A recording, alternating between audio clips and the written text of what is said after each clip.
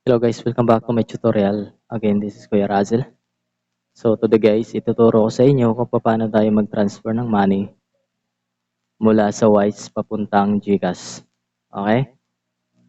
So unang-una, open natin yung Wise app natin. And after that guys, click natin yung send. At pagkatapos natin maklik yung send, click natin tong add recipient.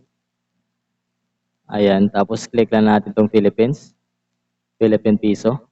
Okay, after that guys, enter bank details. So dito guys, someone else. Click natin yan. Tapos dito guys, local bank account, e-wallet. Pipiliin natin yung e-wallet kasi sa GCash natin si-send. Tapos yung name ng pagsisindan mo.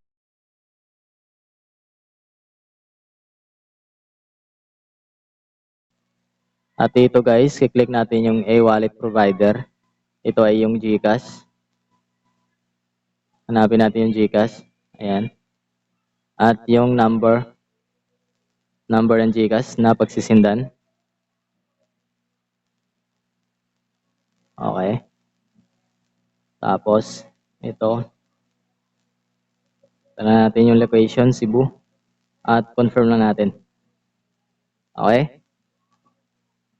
At dito guys, mag-enter na tayo ng ilang amount ang gusto mo isi-send. Sa akin, lagay ko na lang 300 or 350. Okay. Ay, no, 300. 350 lang. So, okay, ayan. At dito guys, click lang natin yung continue para may send na natin. Okay.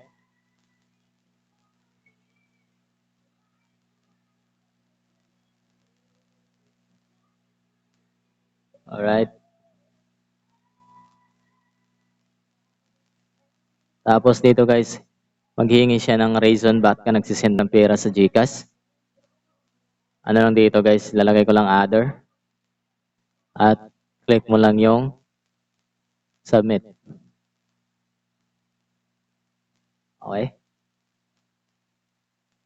So dito guys, re-review natin yung ating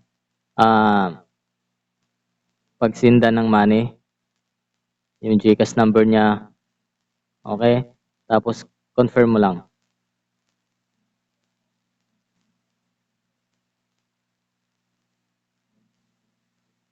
Okay guys, pag okay na yan, confirm send.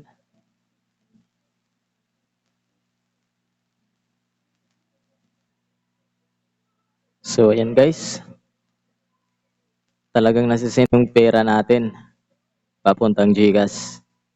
Done lang natin yan. Check natin yung GCash natin. So yan, successfully na po.